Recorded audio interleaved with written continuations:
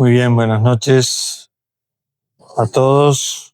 Muchas gracias por su presencia, sobre todo en un día tan especial como el de hoy. Bueno, para los que asisten hoy por primera vez,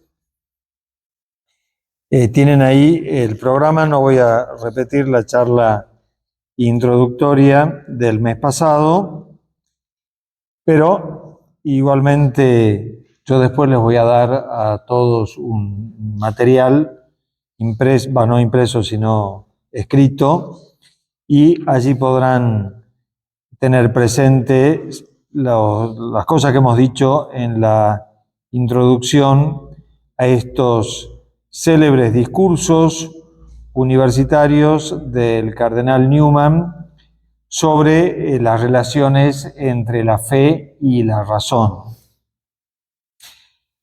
Hoy justamente vamos a ver el primero de estos sermones que fue predicado por el cardenal Newman el 2 de julio del año 1826 en un acto solemne que se hacía en la Universidad de Oxford, justamente antes de lo que sería el acto más importante de la graduación de los estudiantes. Había este acto que tenía una característica más religiosa y por eso a estos discursos se los llama también sermones. Aunque yo les dije a ustedes que para lo que es nuestra terminología, más le vale el nombre de discurso que de sermón, porque nosotros lo identificamos más con lo que es un sermón católico, que es muy distinto a lo que eran los sermones anglicanos y particularmente en estas circunstancias tan importantes de la Universidad de Oxford. Como les decía, Newman predicó este sermón en el año 1826, es decir, él tenía 25 años.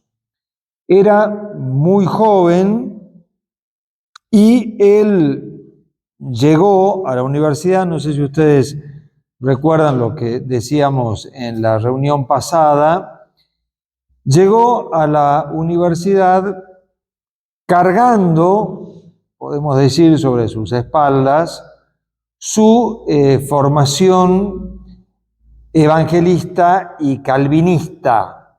Recuerdo un poco esto porque es importante tenerlo en cuenta, sobre todo en estos primeros sermones. Después vamos a ver que los que vienen después son bastante distintos. Él no recibió de su padre ningún tipo de formación religiosa porque no era un hombre muy religioso.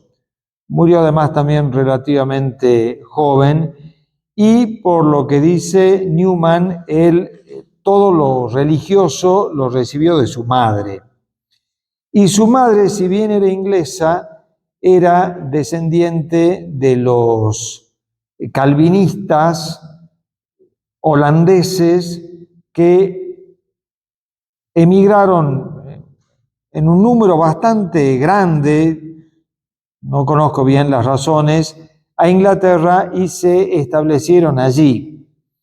De tal manera que constituyeron como una de las grandes bases de lo que fue el anglicanismo. El anglicanismo, ustedes saben que comenzó como un cisma, como una separación de la Iglesia de Roma, pero a medida que pasaron un poco los años y sobre todo con el advenimiento de la reina Isabel I, fue tomando las características de una verdadera herejía, es decir, un error doctrinal, no solamente una separación disciplinaria, porque sustituyeron al Papa por el Rey, sino con características doctrinales propias. Y allí se crearon como dos, podríamos decir, corrientes dentro de ese anglicanismo naciente y que después permanecieron. Una más de orientación católica, conservando más las tradiciones propias del catolicismo de donde venían, y otra corriente más evangélica, más calvinista, más protestante. La rama llamada anglo-católica era más propia de lo que le llamaban la High Church, o sea, la iglesia alta, que era la propia, por decir así, de la Universidad de Oxford. Allí estudiaban los clérigos anglicanos y en su mayoría formaban parte de la iglesia alta, de la High Church, y conservaban más los principios católicos. Pero como les decía, Newman había tenido su primera conversión a los 15 años, entró a la universidad a los 17 años y le pesaba, por eso digo que era como una carga que él tenía sobre sus espaldas, de la que le costó bastante librarse, ese anglicanismo más de tinte evangélico y por lo tanto más emocional y menos doctrinal. Una vez que él se graduó en la universidad y entró a formar parte de uno de los colegios de Oxford, que ya algo les comenté a ustedes, es ese colegio que existe hasta el día de hoy, se llama Oriel College. Allí él fue como cambiando y mutando un poco su pensamiento. Aunque el Oriel College le ofrecía a él un poco como el extremo opuesto. Decían que era el colegio más racionalista de Oxford. Y los que pasaban por la puerta del colegio decían, apesta a lógica. Como que eran los lógicos. También les llamaban los metafísicos. Entonces, claro, Newman se encontró como en dos frentes y bueno, él fue tomando su propio camino. Yo les decía a ustedes en la reunión pasada que los discursos universitarios son muy originales. Y Newman después aclaró que los había hecho un poco sin ayuda de nadie. No lo habían ayudado mucho los teólogos ingleses de Oxford y por supuesto desconocía totalmente los principios de la teología católica. Tenía apenas 25 años. Fíjense ustedes cuál es el título de este sermón. El talante científico inculcado primero por el Evangelio. Es decir, ya en el título vemos nosotros como una toma de distancia de esos principios más evangélicos que él traía. Porque el evangelismo calvinista era totalmente anticientífico. El protestantismo puro es enemigo de la razón. Ahora que no estamos en la iglesia, puedo repetir algunas palabras que decía Lutero, porque Lutero era muy mal hablado y lo decimos basándonos en sus cartas, que siempre insulta, dice cosas hirientes, desedificantes, etcétera, etcétera. Y él decía que la razón era la prostituta del ser humano. Lo decía con otras palabras, la hago como un poquito más elegante. Él decía que la razón era lo más corrupto que el ser humano tenía. Por lo tanto, la fe no tenía que contaminarse con ese espíritu científico propio de los racionalistas, porque estaba en otro orden de cosas. Y la fe consistía más bien en una entrega con confianza hacia Dios, esperando que Él me salve y sin ninguna pretensión de tener una dimensión dogmática, doctrinal, etcétera, etcétera, con lo que él criticaba abiertamente a la Iglesia Católica y por supuesto a todos sus grandes teólogos, sobre todo los que habían venido en la época de la escolástica, cuyo principal exponente fue Santo Tomás de Aquino. O sea, para ellos eso era signo de la más profunda corrupción y que teníamos que oponernos abiertamente a los que habían contaminado la fe con todos sus razonamientos racionales.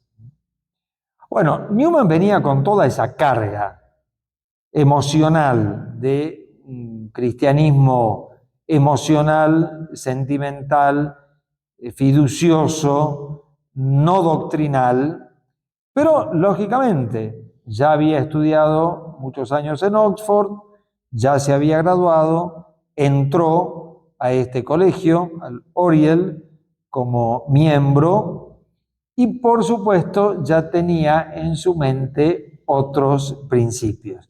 Podemos decir que con este primer discurso ya comienza como una nueva peregrinación espiritual de Newman hacia la vinculación de la fe con la razón, hasta que finalmente la incorpora totalmente. Pero no está liberado todavía de esa carga que él trae.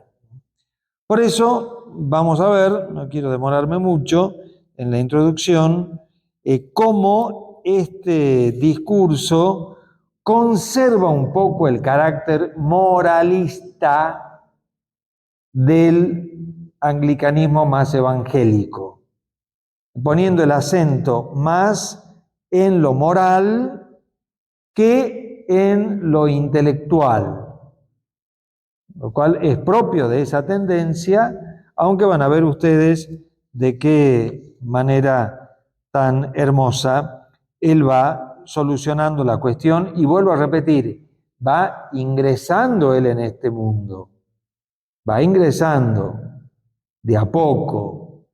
Yo les dije que todos estos temas él los terminó de elaborar en su última obra filosófica y teológica de 1879, o sea que faltaban casi 50 años o más para que él terminara de elaborar este pensamiento.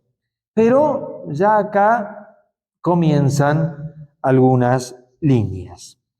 Por de pronto, el tema, como les decía, o sea, él se dio cuenta inmediatamente que el cristianismo tenía un carácter científico y que eso estaba inculcado por el Evangelio.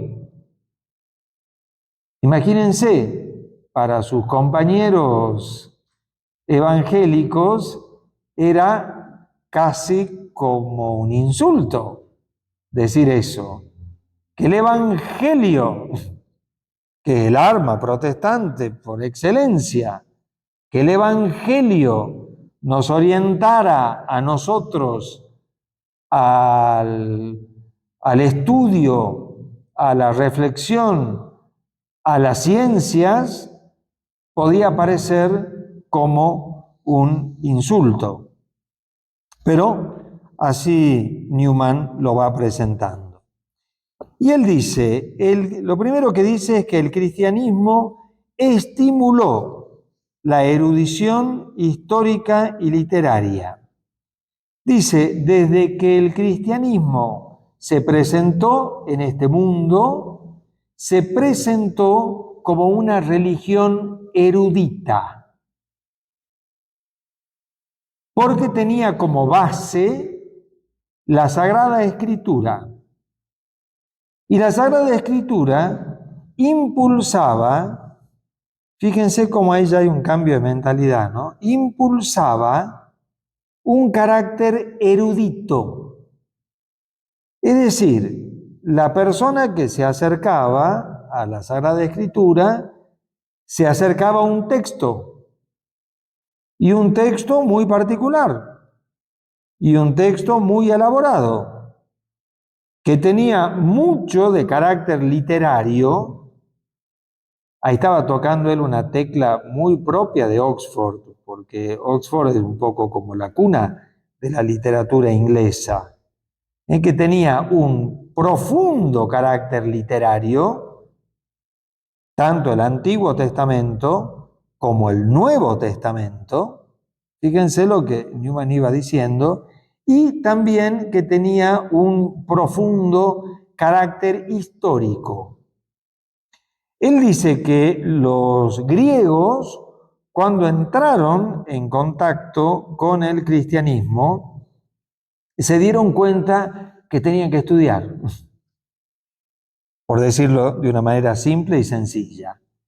Esta nueva religión se presentaba en una lengua distinta de la de ellos, por de pronto, que los griegos no conocían, en un ambiente totalmente distinto al de ellos, más en el oriente, presentando un estudio de la historia muy distinto al que ellos tenían, etcétera, etcétera. Bueno, no es y Newman tampoco se detiene en hacer una clase de historia y de literatura. Pero es importante esa afirmación. Es decir, el cristianismo se presentó como una religión erudita que llamaba al estudio, que llamaba a la reflexión, que llamaba a la puntualización de distintos temas. Sin embargo, dice Newman, ya viniendo un poco más a nuestro tiempo, para muchos el cristianismo era una religión que frenaba el progreso de los conocimientos científicos.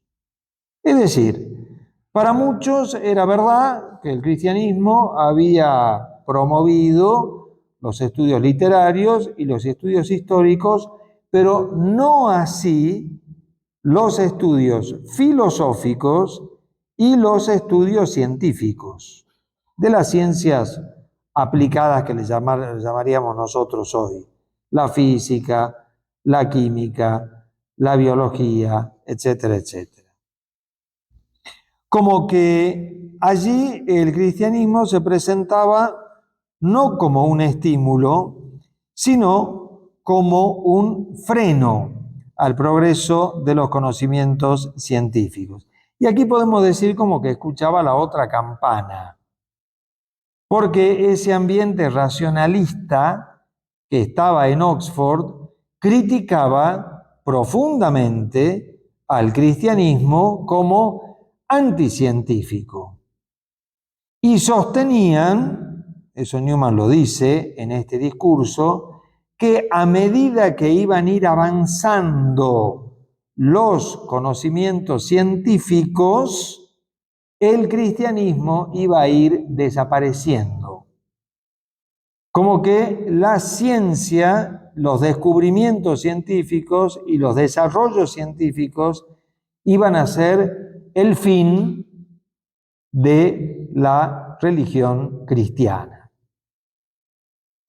Ahora dice Newman, es verdad que actitudes de algunos cristianos han dado pie a esa acusación. Porque, dice Newman, algunos por querer defender la religión cristiana, el cristianismo, se habían manifestado como contrarios a estos avances de la ciencia. Y ahí Newman se da cuenta que caían en una trampa, porque la trampa siempre era oponer la razón a la fe. Es decir, oponer el cristianismo a lo que podían presentar las ciencias. Y acá él hace una suave mención, que después la va a repetir mucho, a lo que se llama la apologética. Esto un poquito hay que explicarlo, por eso lo quiero explicar. La apologética es la ciencia que defiende los principios de la religión. Y él había encontrado en la historia de Oxford algunos autores que por defender el cristianismo y por ser grandes apologetas, habían terminado siendo un poco racionalistas. Porque ellos decían que para aceptar la fe y para creer profundamente, había que hacer como todo un estudio y ver cómo muchas cosas demostraban que la fe existía. Ahí hacían mucha referencia al tema de los milagros. Newman le dedicó mucho interés al tema de los milagros. Y él presentó siempre su, no digo oposición, pero sus reservas a este camino para llegar a la fe. Obviamente que el milagro siempre está. Hoy estamos celebrando el día de Pascua, el milagro más grande de nuestro Señor Jesucristo. Pero él tenía en la mente también todos los otros milagros de Cristo.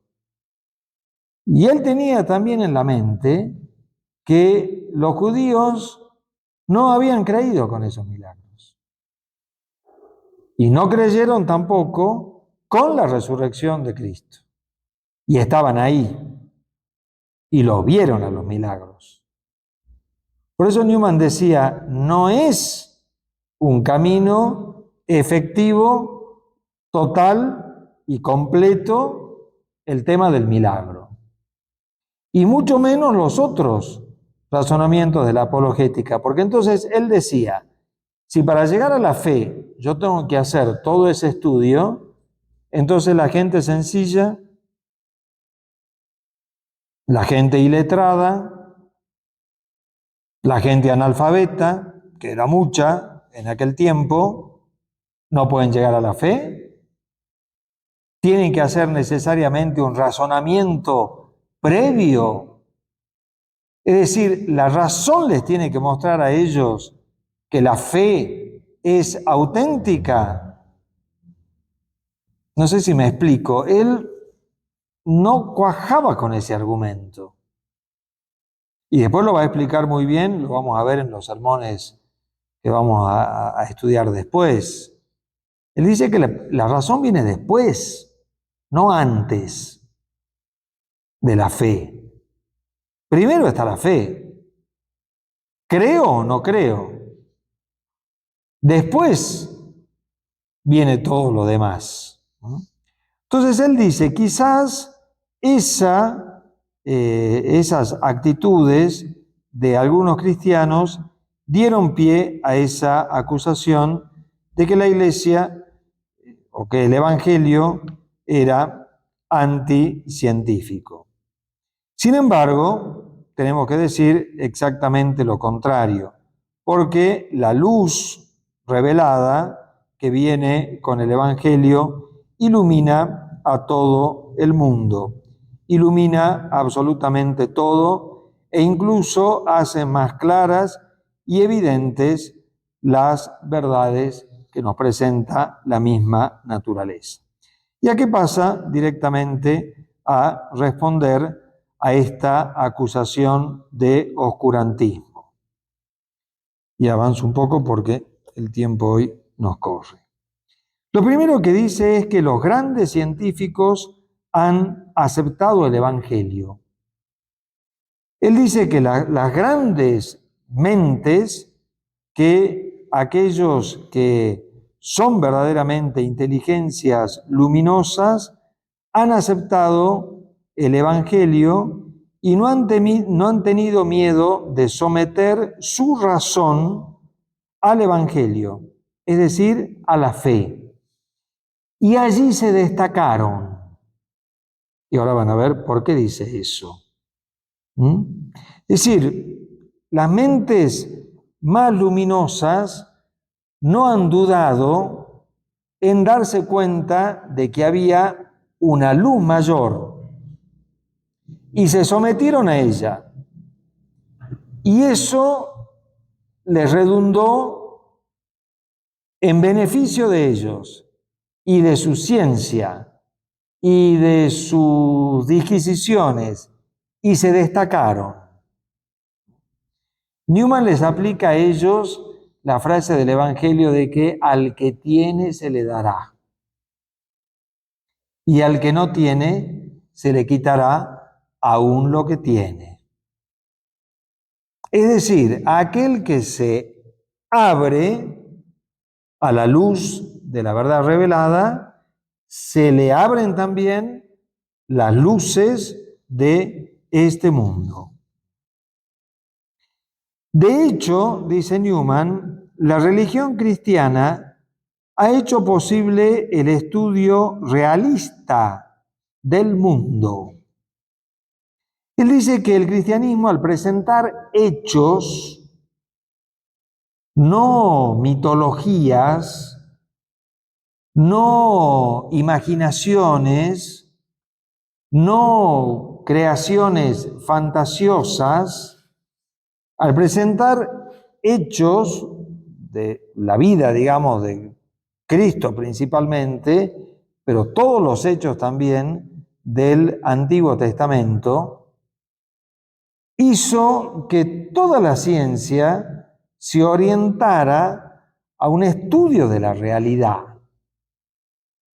Esto es muy importante, porque marca también las diferencias entre el cristianismo y otras religiones que han surgido, que quizás dependen más de mitologías, de ese mundo más mítico, más poético, si ustedes quieren, pero no real. En este punto, Newman ha sido como muy luminoso, porque tiró por tierra esa afirmación que ya existía en su tiempo y existe mucho en nuestro tiempo. Ah, bien, esa es tu opinión, y yo la respeto. O sea, vos podés tener tu mitología, vos podés tener tus fantasías, vos podés tener tus imaginaciones y las respetamos, pero ninguna son reales. ¿Me entienden? En cambio, Newman dijo, no, el cristianismo tuvo justamente esa característica de hacer posible un estudio realista del mundo. Pero no solamente eso, sino que la religión cristiana, junto con la tradición judía, trajo a este mundo lo que se llama el talante moral o la dimensión moral que tiene que tener el científico. Y aquí por eso pasa un poco al campo moral. Es decir, aquel que investiga no solamente tiene que tener en su mente estas cosas que hemos dicho, sino que tiene que tener cualidades morales para hacer ese estudio. Por eso el científico tiene que tener una moralidad muy particular y tiene que reunir toda una serie de condiciones y de virtudes para investigar correctamente. Él dice, la verdad o a la verdad se la busca seriamente, porque la búsqueda de la verdad no es un juego, no es una diversión, no es un pasatiempo, sino que es algo que tiene que incluir a toda la persona, porque de esa búsqueda va a depender el futuro de su vida.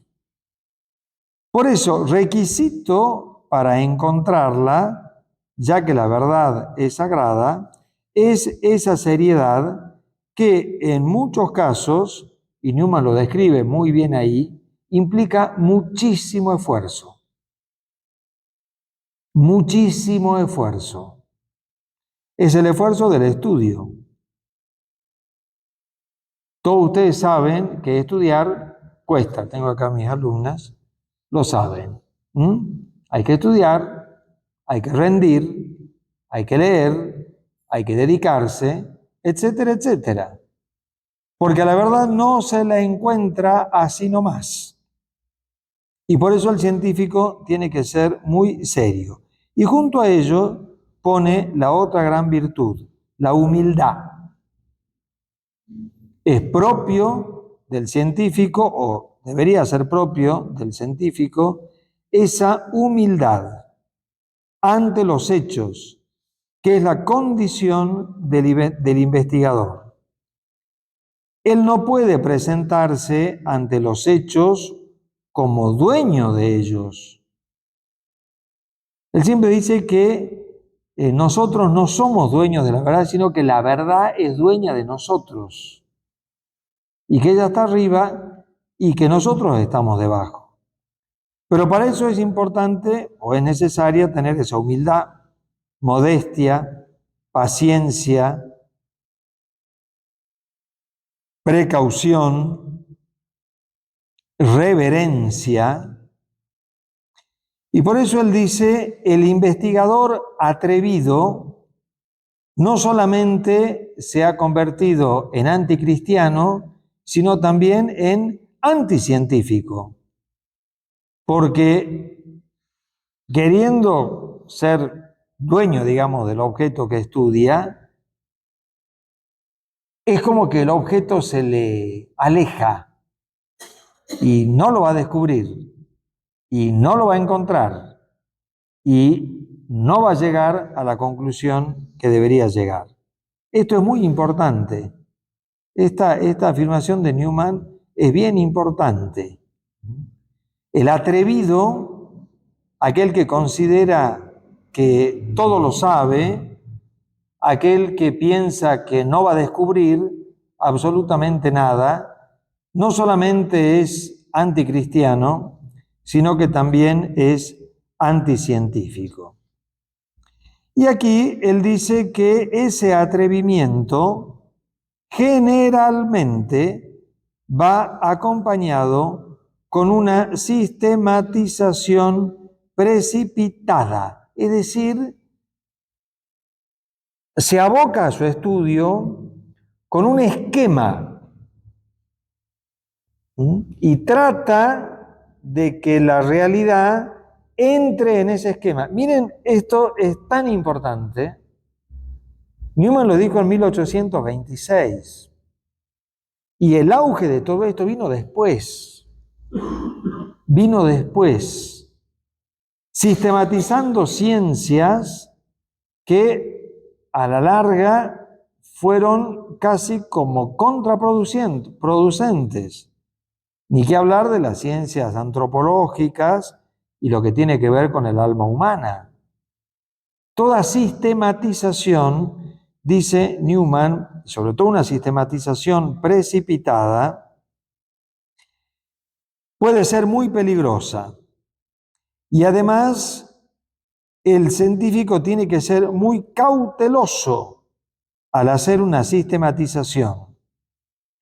Porque toda disciplina es exigente y agotadora.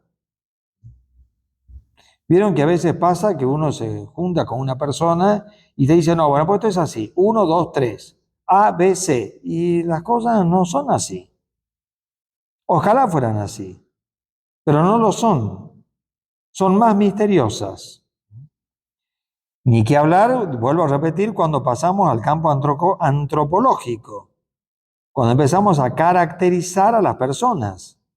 Hay caracterizaciones, pero son bastante genéricas, las que son auténticas, ¿no? Por ejemplo, los 4 temperamentos, etcétera, etcétera, son genéricos. Yo no puedo meter todo dentro de una sistematización. Supone, dice Newman, un cierto atrevimiento eso. Es querer encerrar la realidad, que de por sí es misteriosa, en un esquema que no siempre sirve. Bueno, y ahora va diciendo cómo el cristianismo fue trayendo esas virtudes que no estaban presentes en el mundo griego. Newman lo dice, no estaban presentes allí.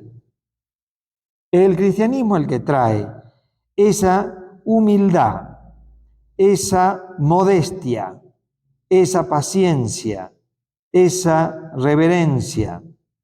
Hizo superar rivalidades mezquinas, que era típico del mundo griego. Ocultar, por ejemplo, cosas, ocultar sabiduría, ocultar conocimientos. Eso sucede hasta el día de hoy. ¿Cuántos los ocultan? Quieren tener la precisa, la primicia. Entonces uno dice ahí, o mejor dicho, Newman dice ahí, ¿qué busca el científico? ¿La verdad? ¿O la fama? ¿O la gloria? Dice, el verdadero científico está abierto al bien universal, una colaboración universal, una mirada puesta en el bien universal que exige, que incluya a todos. Y eso lo trajo el cristianismo. Sin embargo, dice Newman, el cristianismo tenía otras prioridades. Si bien le interesaron las cuestiones eruditas y científicas, pero más le interesaron las almas. Acá está el acento más moral que él pone en este discurso. Después se va a ver que las dos cosas no son contradictorias, pero bueno, la verdad que tiene razón en lo que dice. El cristianismo tenía otras prioridades y por eso no comenzó como una ciencia, sino como una vida. Y así podemos ver cómo se desarrolló en la historia. Comenzó, dice él, con la moral, con la sencillez de aquellos que fueron sus primeros predicadores, porque esta era una cosa que también se decía mucho en aquel tiempo, que los primeros cristianos habían sido ignorantes, habían sido rudos, habían sido de la baja condición social, habían sido como de la plebe. Sí, dice Newman, es posible y eso sucedió. Estaban enriquecidos obviamente por las luces del Espíritu Santo y les interesaban otras cosas, no la disquisición científica, sino justamente la salvación. Por eso, con las virtudes de la investigación científica no se agota el espíritu cristiano. Porque el espíritu cristiano, dice Newman, no trajo solamente las grandes virtudes para el científico, sino que trajo, sobre todo, la conciencia del pecado. Y aquí por eso concluye el discurso poniendo ese acento, como digo, más moral, quizás más evangélico en el buen sentido de la palabra. Estos últimos puntos del sermón, después cuando ustedes lo tengan, lo pueden leer con mayor atención, son muy hermosos, porque ahí dice lo que ha transmitido a este mundo el espíritu cristiano, que lo hemos recordado en estos días de la Semana Santa. Es decir, de saber que nuestra naturaleza humana está caída y que nuestra condición humana desagrada a Dios, que hay una culpa que nos rodea de la cual nos ha librado solo Jesucristo y que eso trae pecados tanto morales como también intelectuales. Y eso hace que el verdadero científico tenga otra actitud. Miren, se me viene a la mente un gran científico cristiano, conocido seguramente por muchos de ustedes, que fue el famoso doctor Lejeune en Francia, que es el que descubrió el síndrome de Down. El doctor Lejeune está en proceso de beatificación, ha sido un santo, y la forma en que él estudió, la forma en que él hizo sus investigaciones y la forma en que él las presentó ante el mundo están como retratados en este cuadro del científico auténtico que dice Newman. Y Lejeune se dio cuenta de que sus descubrimientos podían ser utilizados al revés, que es lo que pasó. ¿Qué es lo que pasó? Porque ustedes han visto cuando se detecta un embarazo de un chico Down, ¿qué es lo que sucede? Que fue exactamente lo contrario a lo que él deseó con su descubrimiento. Pero bueno, él sabía que el ser humano es miserable. Y eso lo ha aportado el cristianismo. Por supuesto, desde un espíritu científico cerrado, el cristianismo es incomprensible, porque tener esa actitud de que frente a Dios somos pecadores es propio de un espíritu servil, que el espíritu orgulloso y arrogante de nuestro tiempo, por supuesto, lo condena. Y termina diciendo Newman, lo que nació del cristianismo lamentablemente se rebela contra él. Es decir, ese espíritu científico que trajo tantos beneficios a este mundo, gracias a las virtudes cristianas, finalmente se rebela contra la madre, él dice ahí. Se rebela contra la madre, que es la iglesia, que transmitió esas grandes virtudes. Y termina diciendo algo que lo voy a explicar un poquito, porque lo vamos a tener que ver prácticamente en todas los discursos, en todas las charlas. Él le pone el siguiente título: en la perspectiva de las probabilidades acumuladas. Esto fue algo muy original de Newman, muy original de él. Se lo criticaron muchísimo, pero él se fue dando cuenta, a medida que estudiaba sobre todo la historia, él fue un gran historiador, bueno, fue el curso del año pasado, lo recordarán, él se fue dando cuenta de que la historia iba brindando indicios que después se iban acumulando y nos daban a nosotros una perspectiva auténtica. Y él lo aplica ahora a este tema, al talante científico inculcado primero por el Evangelio. Él dice que un estudio atento de toda la historia del cristianismo hasta el día de hoy nos va mostrando a nosotros probabilidades, o él le llama también virtualidades efectivas del mensaje cristiano.